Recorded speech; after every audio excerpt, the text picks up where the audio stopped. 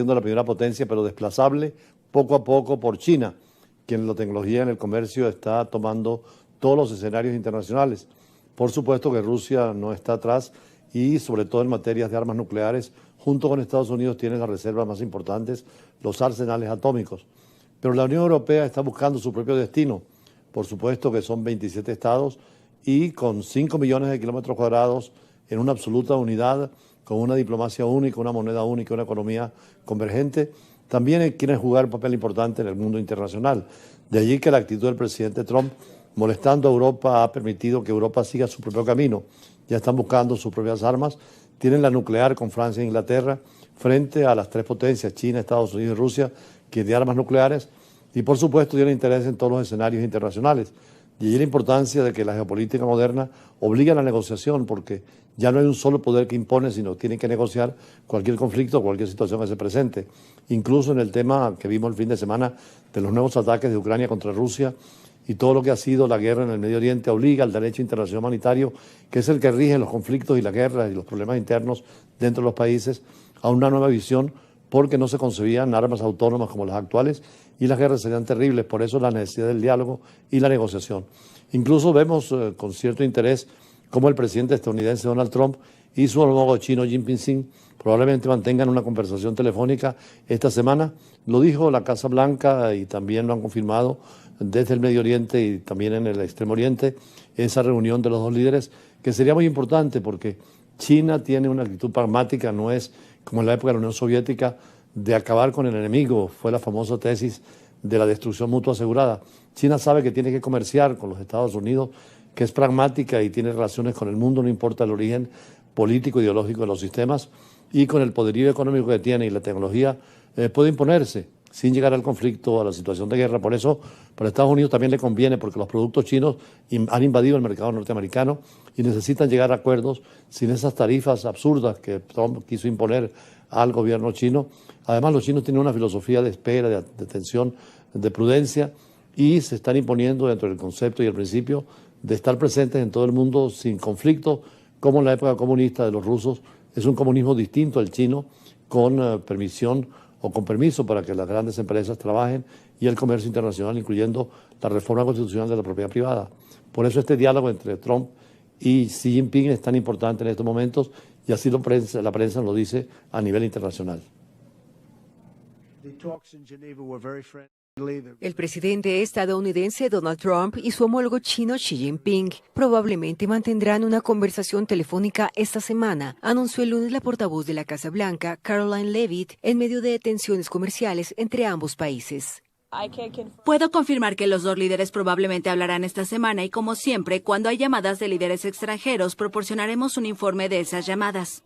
Trump aumentó la crispación con China el viernes al acusar a Pekín de no respetar los términos de un acuerdo negociado en Ginebra. El país asiático rechazó firmemente el lunes la acusación estadounidense de haber violado un acuerdo para reducir los pasados aranceles entre las dos potencias. El acuerdo de Ginebra, firmado en mayo, permitió suspender temporalmente la escalada comercial, que elevó los aranceles sobre los productos estadounidenses al 125% y sobre los productos chinos al 145%. Luego de 2 días de reunión en Washington y Pekín, decidieron reducir temporalmente sus aranceles al 30% y al 10% respectivamente, y se comprometieron a proseguir las negociaciones para alcanzar un acuerdo comercial. Recientemente en el Ministerio de Relaciones Exteriores, en la Academia Diplomática Pedro Gual, nos tocó desarrollar el tema de China junto con estudiantes que aspiran a ser diplomáticos en el futuro, y dentro del concepto de que hay que tener un mundo en paz, citaban al presidente Xi Jinping precisamente en la necesidad del diálogo con Estados Unidos y no en la visión que algunos tienen catastrófica de la conveniente y necesaria guerra entre Estados Unidos y China. Aquella teoría famosa de la metáfora de Tucídides en la guerra del Peloponeso, de que era obligatoria entre Esparta y Atenas en aquellos tiempos, por ser las dos potencias, la guerra inevitable. No va a haber guerra entre Estados Unidos y China por ahora, no hay la actitud ni de Trump ni tampoco de Xi Jinping, y el diálogo se va a imponer. Sin embargo, hay otros escenarios donde el presidente Donald Trump sí tiene una actitud distinta. Por ejemplo, advirtió ayer que Estados Unidos no va a autorizar ningún enriquecimiento de uranio del gobierno de Irán como parte de un posible acuerdo en plena negociación entre ambos países, entre el programa nuclear iraní, donde Irán quisiera también ingresar junto a las 5 potencias que tienen energía nuclear con fines bélicos, como son Estados Unidos, Rusia, China, Francia, Inglaterra y naturalmente, en este caso, el país de los Estados Unidos. Ellos quieren también Irán tener, sobre todo frente a Israel, que dicen tienen armas nucleares, misiles con bombas atómicas, pero ese uranio que se enriquece, si es más del 30% es peligroso, hasta el 30% se puede emplear en la salud, en la alimentación, en la medicina, pero un poco más peligroso. El uranio que hemos enriquecido en Venezuela hace muchos años fue el primer reactor que trajo Pérez Jiménez de apenas 5 megavatios. Hoy los reactores tienen 1000 megavatios y pueden producir y enriquecer uranio como está haciendo Francia o Inglaterra. En el caso de Brasil y Argentina tienen también reactores de 1000 megavatios, pero no enriquecen el uranio con fines bélicos, sino se mantienen en el uso pacífico del átomo. Por estas conversaciones son tan importantes entre Washington y Irán para ver hasta dónde llega y sobre todo si Irán quiere incorporarse al sistema internacional sin conflicto y no en una guerra que estaba anunciada sobre todo entre Tel Aviv y Irán, cuando el presidente y el primer ministro de Israel han dicho que no permitirán desarrollar la energía nuclear iraní y que bombardearían, como lo hicieron alguna vez, a los sitios nucleares donde enriquecen ese uranio. El presidente estadounidense Donald Trump descartó el lunes autorizar a Irán a enriquecer uranio.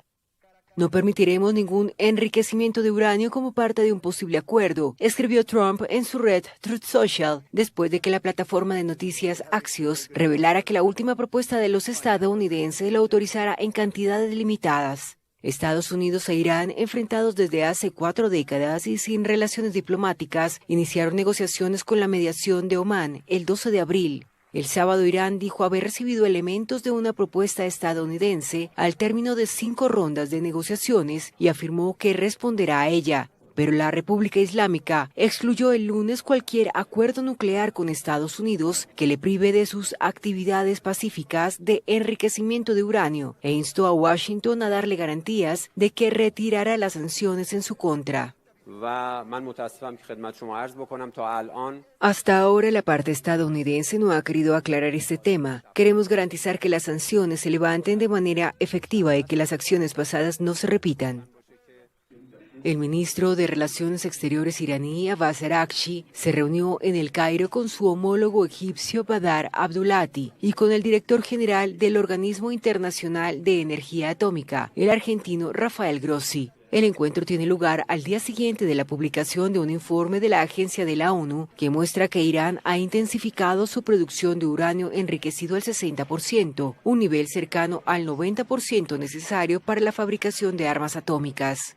Mientras Grossi defendió el informe y lo calificó de imparcial, Irán rechazó las conclusiones de la OIEA y las tachó de maniobra política a partir de informaciones no fiables y engañosas. Las grandes potencias occidentales e Israel, considerado por los expertos como el único país con armas nucleares en Oriente Medio, acusan desde hace tiempo a Teherán de intentar dotarse de armamento nuclear. Irán lo niega e insiste en que su programa nuclear solo persigue fines civiles.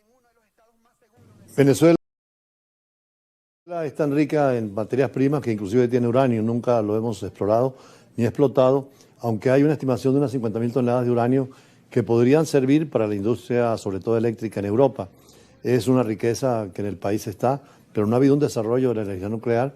Como decíamos, un reactor pequeño de 3 megavatios vino en la época en que Pérez Jiménez quiso, junto con Perón en Argentina, elevar el nivel y la participación nuclear.